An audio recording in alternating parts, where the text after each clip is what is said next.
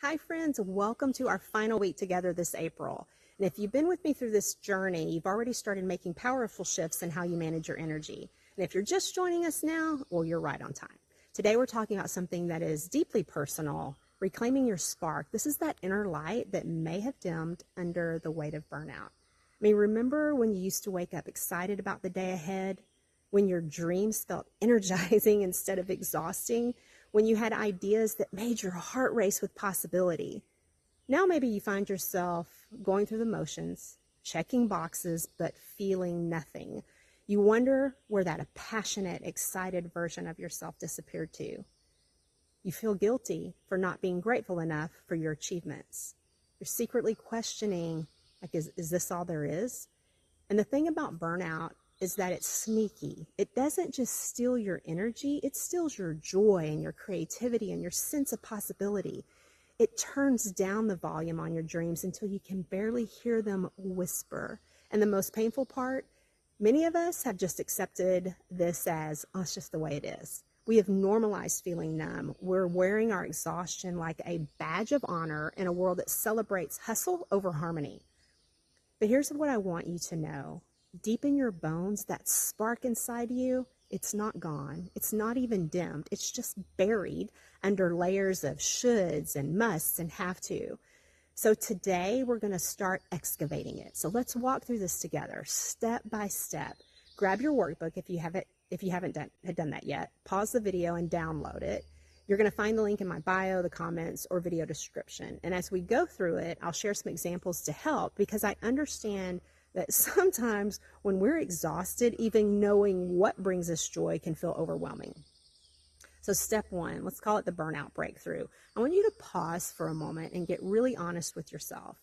You know that feeling when you're staring at your computer screen, and even though your to-do list is a mile long, you just can't.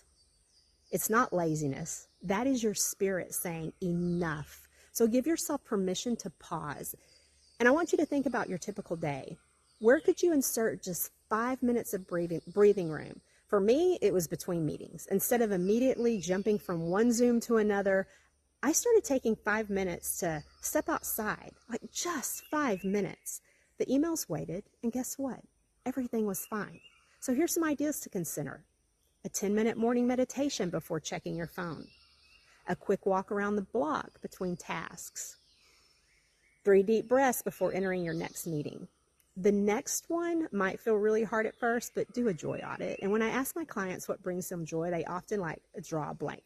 So let's make it easy. Think back to when you were a kid. What did you love doing? For me, I loved dancing and I loved baking. Maybe it's painting or martial arts or writing poetry. It doesn't matter if you haven't done it for decades. Just take a moment now, yes, right now, and write it down. Something that used to make you lose track of time, an activity that made you feel like yourself. It's a simple pleasure you've been too busy for lately. Dancing in your kitchen, writing stories, working with your hands, being in nature, creating something, anything, just write it down. Now let's do an energy evaluation, and this is where we get real about our commitments. Look at your calendar for next week. For each commitment, ask, does this align with my values? Does it energize or drain me? And if I could reschedule this, would I?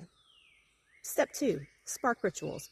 Create a morning spark. Think small here. I mean, like really small. I'm not talking about doing a 90-minute morning routine. Maybe it's just 5 minutes of stretching while your coffee brews.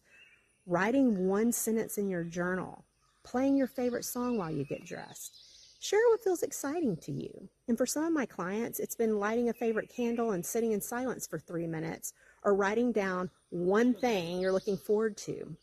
During the day, start noticing when you typically begin to crash. And for many of us, it's between like 2 and 4. Instead of pushing through with caffeine, what if you took a 10-minute walk looking for one beautiful thing? Called a friend during your commute, did a quick desk stretch routine, listened to an uplifting podcast while doing mundane tasks. And then each evening, create a bridge between work and rest. And right now, you might be answering emails until you fall asleep, scrolling through social media to unwind, still mentally in work mode while your family is craving real connection with you. Just reimagine this time with some gentle ideas.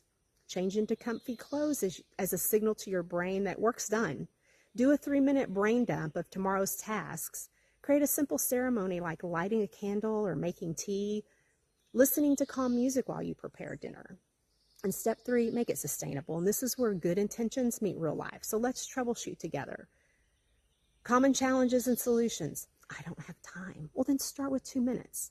Seriously, I feel selfish taking time for myself. Well, consider how you show up for others when you're depleted. I'll start when things calm down, but things don't calm down. We create calm.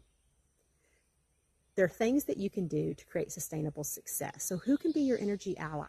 What boundaries need to be communicated? How can you make these changes easier on yourself? Just remember, we're not trying to overhaul your life overnight. We're planting seeds of change that will grow with time and attention. And your final assignment in this journey, download the workbook if you haven't already, and choose one spark ritual to implement tomorrow. Share your commitment in the community. And as we wrap up our time together, I want you to know something. This journey doesn't end here. In fact, you're just beginning. You're laying the foundation for a new way of living, one where your energy isn't just something you manage, but something you cherish and protect. I mean, imagine moving through your days, not just scraping by, but truly fulfilled. And picture feeling that spark of excitement again, that sense of possibility, because this isn't just possible, it is waiting for you. You've already taken the first steps. You've recognized that you deserve more than burnout. You've started creating systems that support rather than drain you. And most importantly, you've begun to remember who you are beneath all the roles you play.